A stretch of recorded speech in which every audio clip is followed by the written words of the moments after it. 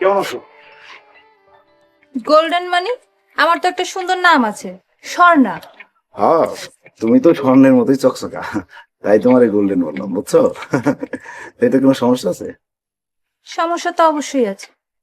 তা কি মতলবে আসছো? পড়ালেখা বাদ দিয়ে তোমার সঙ্গে আজারে পাচার বেলা টাইম নেই। আহা, মতলবে আসবো কেন? ওই যে তোমার ভাই আছে না, মানে মনির সাহেব, তার কাছে আসছিলাম। ও, তুমি নিজে একটা বাটপার, আর তোমার দোস্ত আমার ভাই মনির একটা চিটার। আর তুমি কি মনে করছো তোমার প্রেম করবো আমি?